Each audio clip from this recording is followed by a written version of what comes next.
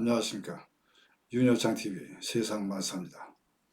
부모에 대한 아들의 마음, 딸의 마음에 관한 내용입니다. 아들의 마음은 결혼할 때까지만 부모 곁에 있고, 딸의 마음은 결혼하고 나서도 항상 부모 곁에 있다는 말이 있습니다. 동서양을 막론하고 그렇습니다. 아들에게는 결혼하고 나서도 아내와 자녀를 부양해야 한다는 기대감이 주위에서 있고, 자기 자신에게도 그런 마음이 있습니다. 딸의 경우에는 결혼 후에도 부모, 특히 어머니와 강한 정서적 유대감을 유지하는 경우가 많이 있습니다. 부모에 대한 의무감보다는 애정을 더 많이 나타냅니다. 딸의 경우에는 부모에게 더 신경을 쓰고 정서적으로 보살피는 모습을 볼 수가 있습니다. 반면 아들은 가장으로서의 책임감을 느끼고 더 일에 몰두할 수가 있습니다. 아들이 부모를 더 사랑한다는 뜻이 아니라 관심을 쏟는 방식이 다르다는 것을 나타냅니다. 옛날에는 딸은 결혼을 하면은 남편의 부모가 있는 집으로 갑니다. 시집 간다는 말이 이거죠. 흘러간 노래 울고 넘는 박달채라는 노래가 있습니다. 천등산이라는 산에 큰 고개가 하나 있는데 거기를 넘어서 한번 시집을 가게 되면 다시 못 돌아갑니다. 옛날엔 다 걸어서 다녔고 또 그 산골에 산적들이 들끓기 때문에 다시는 집으로 친정으로 못 돌아갑니다. 그래서 울고 넘었다는 말이죠. 딸은 부모님을 떠나 시집 가는 것에 대한 일종의 죄책감을 느끼고 또 부모님을 떠났기에 부모님을 생각하는 마음이 더 많이 들 것입니다. 반면에 아들은 부모 곁에 있고 또한 부모님이 며느리의 도움을 받는다고 생각하기 때문에 새로운 일에 더 집중하게 됩니다.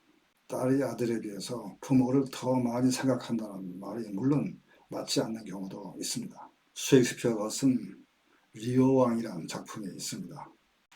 왕에게 딸의 셋이 있는데 그들과의 유산 상속에 관한 이야기입니다. 영국의 리오 왕은 나이가 들어서 은퇴를 결심하고 딸들에게 자신을 얼마나 사랑하는지에 따라서 왕국을 분할해 주려고 합니다. 지금 말로 하면 사전 유산 상속을 하려고 합니다. 첫째 딸과 둘째 딸은 왕의 비를 맞춰서 재산을 더 많이 받기 위해서 아첨을 합니다. 셋째 딸이 정말 왕을 사랑했지만 그녀는 아첨하기를 거부합니다. 이에 리오 왕은 화가 나서 셋째 딸에게는 재산을 상속하지 않습니다. 리오 왕은 그의 왕국을 첫째 딸, 둘째 딸에게 분할해서 나눠줍니다. 이것이 그의 큰 실수였고 여기서 비극이 시작됩니다. 이제 권력은 첫째 딸과 둘째 딸에게 돌아갔습니다. 이들은 리오 왕이 그들을 찾아왔을 때 리오 왕을 모욕하고 내쫓습니다. 시종들을 빼앗고 폭풍 속으로 리오 왕을 내쫓습니다. 이제 리오 왕은 자신이 잘못 판단했음을 깨닫고 서서히 미쳐갑니다. 셋째 딸은 상속은 받지 못했지만 아버지를 사랑하는 마음을 여전히 가지고 있었습니다. 그녀가 가지고 있던 약간의 군대를 가지고 아버지를 도우러 오지만 결국 죽게 됩니다. 아버지 역시 비통함에 잠겨서 죽습니다. 그러니까 리오 왕은 두 딸의 아첨 때문에 모든 것을 잃고 너무 늦게 진실을 깨닫게 됩니다. 이 이야기는 지금도 해당이 됩니다. 자녀에게 미리 유산 상속을 해주고 나면은 자녀 입장에서 부모는 단지 짐스러운 존재에 불과합니다. 자기가 받은 은혜는 생각지 않고 리오 왕에게 사전 유산 상속을 받은 두 딸과 같은 행동을 하는 예를 흔히 볼 수가 있습니다. 지금은 아들의 마음이 결혼할 때까지만 부모 곁에 있다는 말에 변화가 생기고 있습니다. 결혼 후에도 아들들이 부모와 적극적인 관계를 유지하는 것을 많이 볼 수가 있습니다. 아들의 부모에 대한 사랑은 성별을 떠나서 개인적인 성격이나 가정 환경에 많이 의존합니다. 자녀와 아버지, 어머니의 관계에서 생각을 해야 할 점이 있습니다. 어머니의 경우 아들과 딸을 비교할 때 아들보다는 딸과 더 적극적인 관계를 유지하는 것을 많이 볼 수가 있습니다. 어린아이들은 일상적으로 또 정서적으로 가장 많은 시간을 보내는 어머니에게 자연스럽게 애착을 형성할 수가 있습니다. 이렇게 어머니와 자녀 사이의 유대감이 가족의 정서적 중심이 될 때에 아버지는 소외감을 느낄 수가 있습니다. 부모 양쪽 모두가 자신이 잘할 수 있는 역할을 함으로써 부모와 자녀 사이에 정서적 연결이 되는 것이 좋습니다.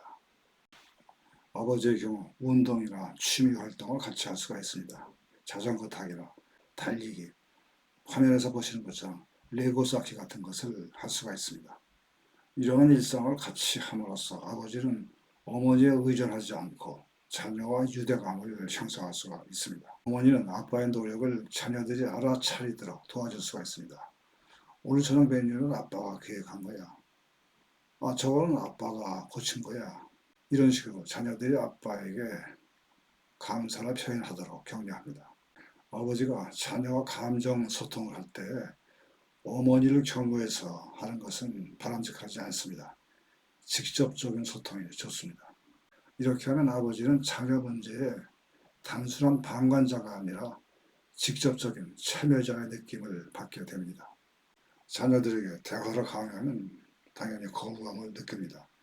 그러나 그들이 관심 있는 취미 활동이나 시사 문제 같은 것을 가지고 즐겁게 대화를 할 때 자연스럽게 유대감이 형성이 되고 이러한 일상을 같이 함으로써 아버지는 어머니에 의존하지 않고 자녀와 유대감을 형성할 수가 있습니다.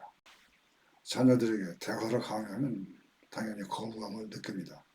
그러나 그들이 관심 있는 취미 활동이나 시사 문제 같은 것을 가지고 즐겁게 대화를 할 때 자연스럽게 유대감이 형성이 되고 함께 해주신 시간 감사합니다.